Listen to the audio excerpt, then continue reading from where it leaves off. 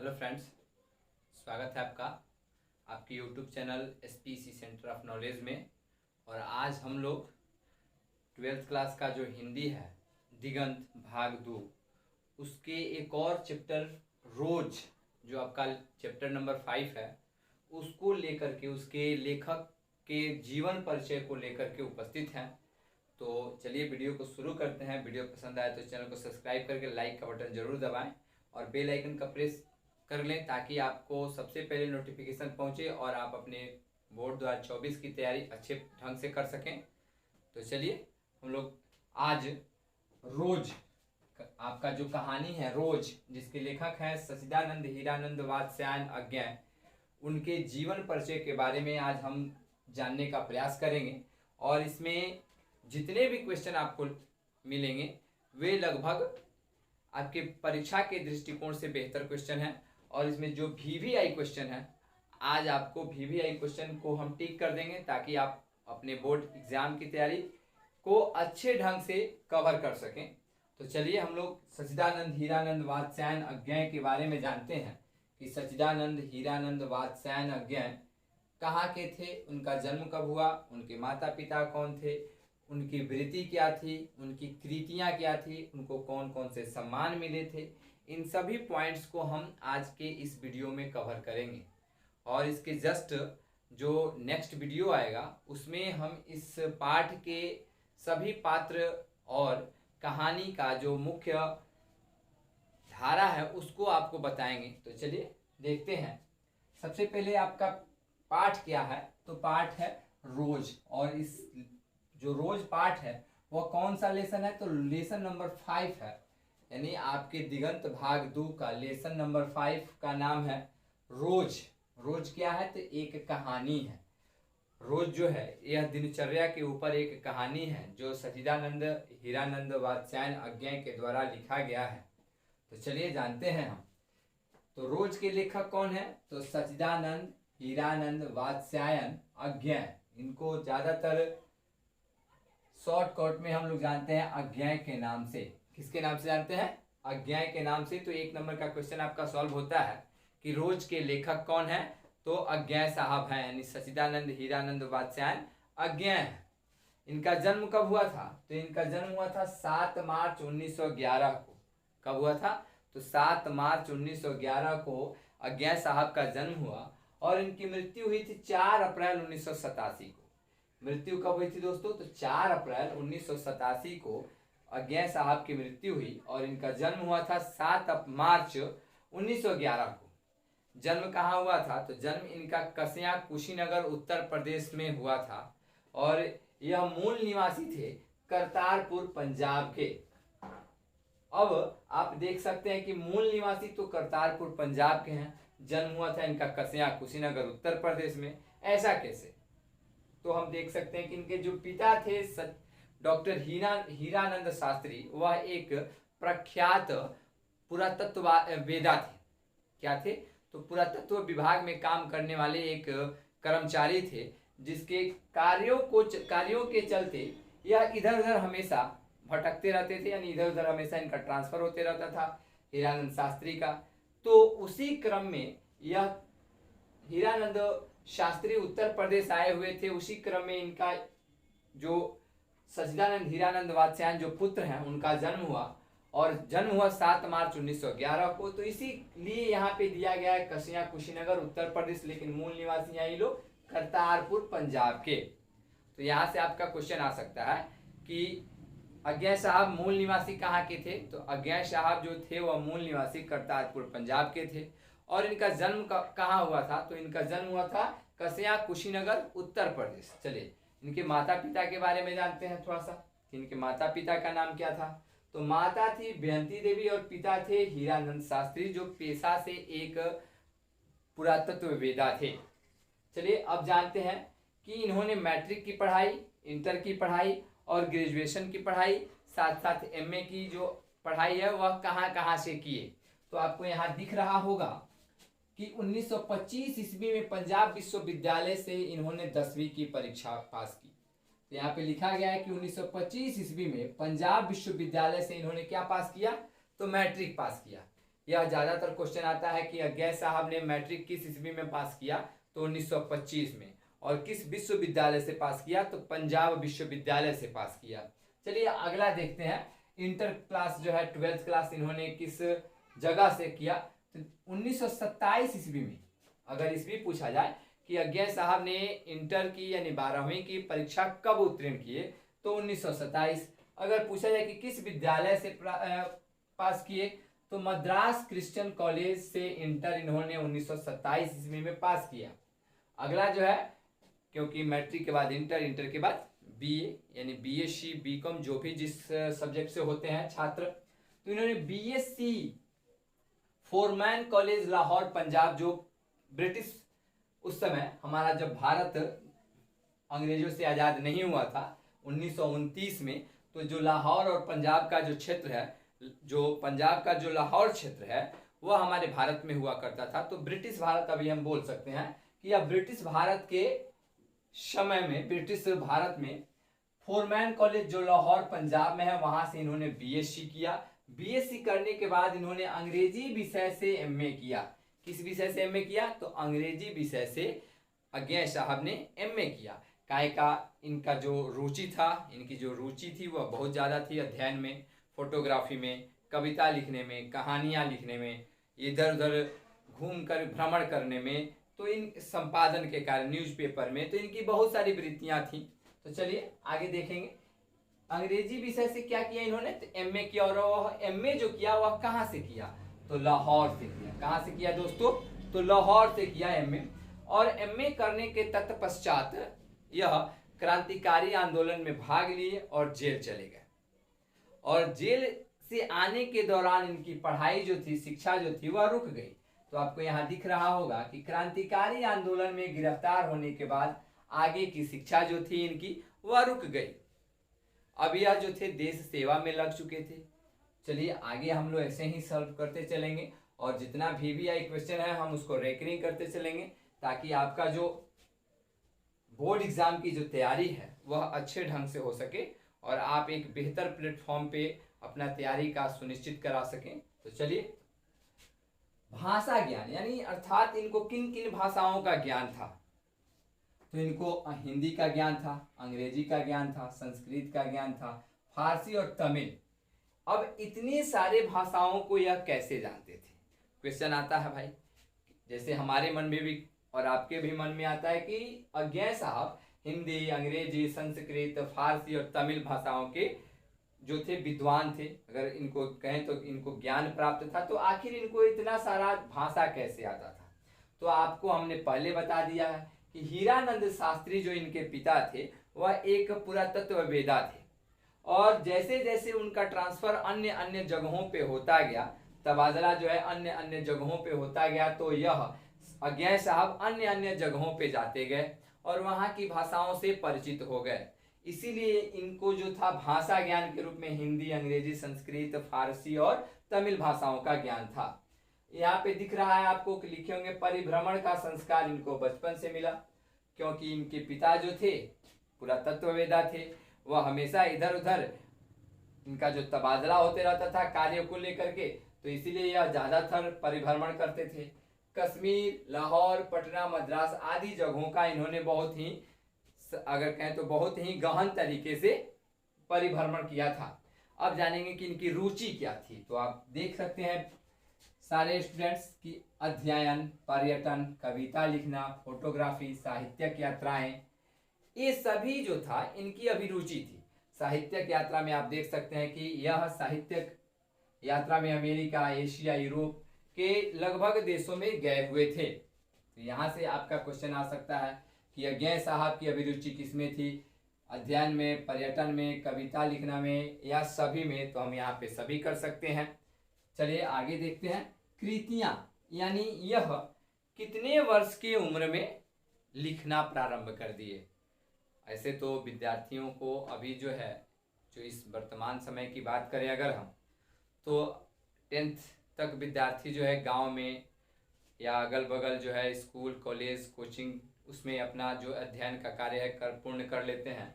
लेकिन जैसे ही यह 10वीं परीक्षा जो उत्तीर्ण करने के बाद अलग अलग जगहों पे जा करके अच्छे ढंग से अध्ययन का कार्य संपन्न करने का जो है प्रयास करते हैं। उसी क्रम में देखिए तो यहाँ पर जो अज्ञे साहब हैं 10 वर्ष की उम्र में ही कविता लिखना शुरू किया था। तो कभी आपका क्वेश्चन आ सकता है कि अज्ञे साहब ने कितने वर्ष की उम्र में कविता लिखना शुरू किया, तो हम यहाँ पे ऑप्शन दे सकते हैं 10 वर्ष, यानी 10 वर्ष के जब अज्ञे साहब हो चुके थे उस समय इन्होंने कविता लिखना प्रारंभ किया था।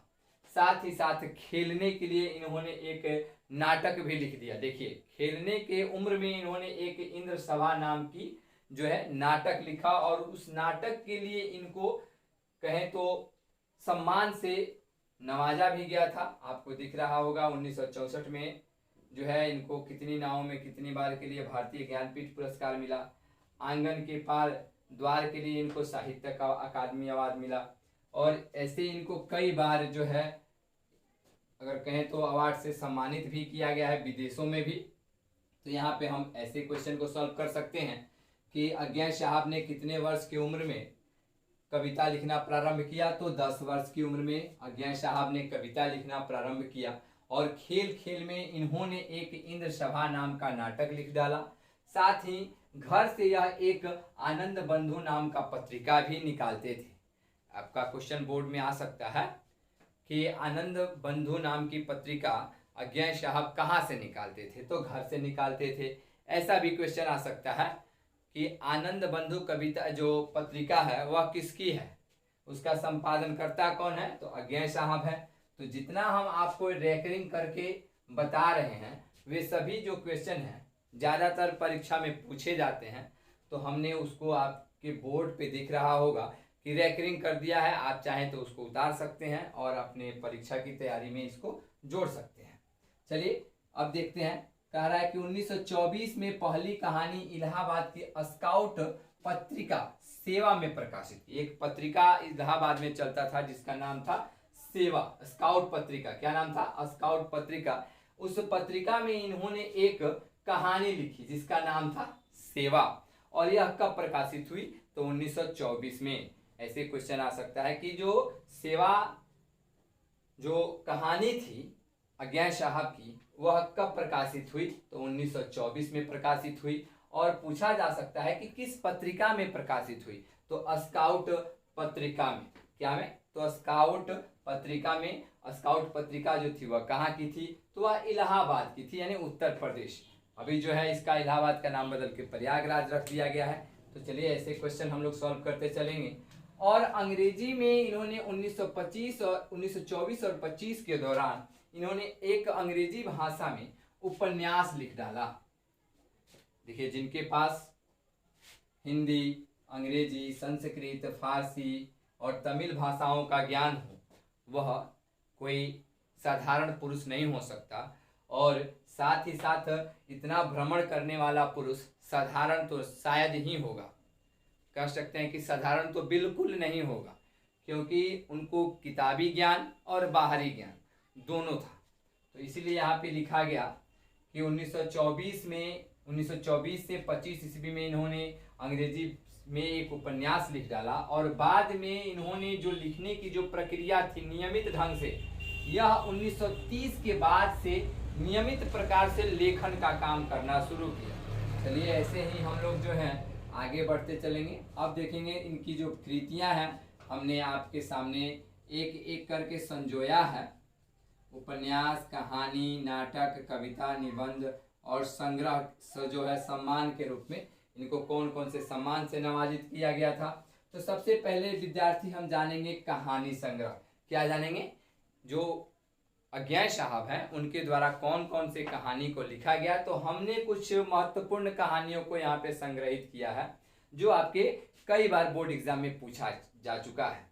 जैसे वीर थगा है जो 1937 में प्रकाशित हुआ था। याद कर सकते हैं कि वीर थगा कब प्रकाशित हुआ, तो 1937 में, और यह किसकी रचना है, तो अज्ञे साहब की रचना है। दूसरा जो है वह है परंपरा, यह 1944 में प्रकाशित हुआ था, और यह किसकी रचना है, तो अज्ञे साहब की रचना है। तीसरा है शरणार्थी जो 1948 में इसकी रचना हुई और प्रकाशित हुआ। इसके बाद है जयदोल जो 1951 में। इसके बाद है छोड़ा हुआ रास्ता और लौटती पगडंडिया, और आदि। इसके साथ साथ अभी भी बहुत सारे जो है कहानी संग्रह हैं इनकी जो पूछे जाते हैं, लिखा गया है। लेकिन जो आपका इस परीक्षा में मेन है, जो महत्वपूर्ण है, हमने यहाँ पर उसी को सॉल्व करने का प्रयास किया है। यानी बीपथगा 1937, परंपरा 1944, शरणार्थी 1948, जयदोल 1951। और छोड़ा हुआ रास्ता किसकी रचना है? तो अज्ञे साहब की रचना है सॉरी। लौटती पगडंडिया जो है किनकी रचना है? तो अज्ञे साहब की रचना है। अब चलते हैं हम उपन्यास की ओर। यानी जो सच्चिदानंद हीरानंद वात्स्यायन अज्ञेय जो थे उन्होंने उपन्यास लिखा। आपको कुछ समय पहले भी हमने बताया कि उनको उपन्यास लिखना और जगह को घूमना, परिभ्रमण करना, पर्यटन करना, कविता लिखना, फोटोग्राफी करना, संपादन का कार्य करना, ये सभी कामों में उनकी ज़्यादा अभिरुचियाँ थी। तो इनकी उपन्यास कौन था? तो शेखर एक जीवनी, जिसका प्रथम भाग शेखर एक जीवनी जो है 2 भागों में संकलित है। तो इसका प्रथम भाग 1941 में प्रकाशित हुआ और द्वितीय भाग 1944 में प्रकाशित हुआ। तो ऐसे आपके बोर्ड एग्जाम में क्वेश्चन पूछा जाता है कि शेखर एक जीवनी का प्रथम भाग कब प्रकाशित हुआ? तो शेखर एक जीवनी का जो प्रथम भाग है वह 1941 में प्रकाशित हुआ और शेखर एक जीवनी का द्वितीय भाग जो है वह 1944 में प्रकाशित हुआ। अब देखेंगे तो यह इनका पहला उपन्यास है शेखर एक जीवनी। इनका दूसरा उपन्यास जो है नदी के द्वीप है। क्या है? नदी के द्वीप, जिसका प्रकाशन इन्होंने 1952 में किया। कब किया? तो 1952 में। इसके बाद अपने अपने अजनबी 1961 में। तो इनके द्वारा महत्वपूर्ण 3 उपन्यास है। शेखर एक जीवनी, ये जो प्रथम भाग है 1941, द्वितीय भाग जो है 1944, नदी के द्वीप 1952 और अपने अपने अजनबी 1961। तो हम इसको याद कर सकते हैं विद्यार्थी कि शेखर एक जीवनी का प्रथम भाग कब? तो 1941 में। द्वितीय भाग कब? तो 1944 में। नदी एक द्वीप कब? 1952 और अपने अपने अजनबी 1961 में प्रकाशित हुआ। अब देखेंगे हम नाटक की। जो अज्ञेय साहब हैं, रोज कहानी के जो लेखक अज्ञेय साहब हैं, उनके द्वारा लिखा गया नाटक क्या है? तो एक है उत्तर प्रियदर्शी जो 1967 में लिखा गया और इंद्र सभा जो यह अपनी बाल अवस्था में ही लिख चुके थे। खेलने के लिए इन्होंने एक इंद्र सभा नाम का क्या लिख दिया? तो उपन्यास लिख दिया। इंद्र सभा, सॉरी उपन्यास नहीं, नाटक लिख दिया। क्या लिख दिया? नाटक। इंद्र सभा क्या है दोस्तों? तो नाटक है। चलिए अब कविता संकलन में देखते हैं कि इनके द्वारा कविता कौन कौन सा लिखा गया है। तो कविता में है भग्नदूत जो 1933, चिंता 1942, इत्यलम 1946, हरी घास पर क्षण भर 1949, बाबरा अहेरी 1954, आंगन के पार 1961। इसके साथ साथ अभी आपको मिलेगा कितनी नावों में कितनी बार 1967, क्योंकि मैं उसे जानता हूँ 1970, तार सप्तक 1943, दूसरा सप्तक 1951 और आदि। अब हम आपको इसमें बताते हैं कि जो मेन है, जो VVI है, अगर कहें तो महत्वपूर्ण है बोर्ड एग्जाम की दृष्टि से अगर देखें तो वह इसमें कौन कौन से है। तो एक भग्नदूत है, दूसरा है आपका हरी घास भर क्षण भर, तीसरा है आंगन के पार, चौथा है कितनी नावों में कितनी बार, पांचवा है तार सप्तक और दूसरा सप्तक। अगर मेरे द्वारा जो गोलाकार खंडों में, गोलाकार घेरों में जो ऑप्शन घेरा गया है, विद्यार्थी लोग उस पर ज़्यादा फोकस करें तो बेहतर है, क्योंकि इस घेरे गए गोलाकारों में से प्रश्न में से ज़्यादातर बोर्ड एग्जाम में आता है। क्योंकि मैं अपने यह 9 साल के अनुभवों के आधार पे आपको बता रहा हूँ, ताकि आपका जो बोर्ड एग्जाम में आप बैठें तो आप अच्छे ढंग से मार्क्स को अपना तैयारी करके रखें कि आ जाए और आप आगे की पढ़ाई बेहतरीन ढंग से कर सकें। चलिए अब है निबंध संग्रह में क्या है। तो निबंध संग्रह में है शबरंग त्रिशंकु जो 1945 में, आत्मनिपद 1960 में, और ये दो जो है निबंध संग्रह है। और इसके साथ साथ यात्रा वृत्तांत, यानी जब यह कहीं जाते थे घूमने या कहीं इधर उधर देखने, तो वहाँ पे यह कुछ यात्रा स्वरूप कहीं यात्रा करते थे, उस समय यह लेखन का काम करते थे। उसी में इन्होंने लिखा अरे यायावर रहेगा याद। क्या लिखा इन्होंने? अरे यायावर रहेगा याद और एक बूंद सहसा उछली, ये दोनों जो आपके सामने जो गोलाकार घेरों में घेरे गए हैं, ये बहुत ही ज्यादा इंपॉर्टेंट क्वेश्चन है, क्योंकि लगभग आपके बोर्ड एग्जाम में पूछा जाता है। अब एक साल में ही नहीं सब पूछा जा सकता है, ऐसे करके बार बार आपके बोर्ड एग्जाम में पूछा जाता है। आगे देखेंगे इनको सम्मान, यानी इनको कौन कौन सम्मान से नवाजा गया। तो आंगन के पार द्वार, यहाँ पे देख सकते हैं, आंगन के पार द्वार के लिए इनको साहित्य अकादमी अवार्ड मिला पुरस्कार, जो 1964 में मिला। ऐसे क्वेश्चन आ सकता है कि अज्ञे साहब को साहित्य अकादमी अवार्ड किसके लिए मिला, तो आंगन के पार के द्वार के लिए मिला। कब मिला, तो 1964 में मिला। दूसरा क्वेश्चन आ सकता है कि कितनी नावों में कितनी बार, क्या पूछा गया है, कितनी नावों में कितनी बार के लिए इनको कौन सा पुरस्कार मिला, तो भारतीय ज्ञानपीठ पुरस्कार मिला, और वह मिला था 1978 ईस्वी में। तो आप लोग के सामने जितने गोलाकार घेरों में घेरे गए हैं, वे सभी अगर आप विद्यार्थी सब इसको थोड़ा सा गहन अध्ययन करके देखें, गहन अध्ययन करके पढ़ें, तो बोर्ड एग्जाम का एक भी क्वेश्चन नहीं फंस सकता है। क्योंकि मेरा जो अपना, अगर कहें जो कि अपना अगर हम दृष्टि से देखें, तो हम 9 साल के जो अध्ययन करने के उपरांत जो हमने पाया है कि इसमें से आपके बोर्ड एग्जाम में बहुत सारे प्रश्न को दिया जाता है, तो हम तो यही कहेंगे कि विद्यार्थी एक बार इसको स्क्रीनशॉट ले लें और अपने नोटबुक में इसको उतारें और हमेशा हमेशा के लिए याद कर जाएं। रटने से नहीं याद होगा, बल्कि समझने से याद होगा, क्योंकि रट्टा मारिएगा तो ज़्यादातर भूल जाइएगा। तो रट्टा नहीं मारिए, समझिए, और समझा हुआ चीज़ कभी भूला नहीं जाता है। तो बेहतरीन है कि आप अच्छे ढंग से समझें और उसको आप एक अच्छा, कहें तो एक अच्छा स्वरूप दें, ताकि आप अपने परीक्षा की तैयारी अच्छे ढंग से कर सकें। Thanks for watching my channel. जय हिंद, जय भारत।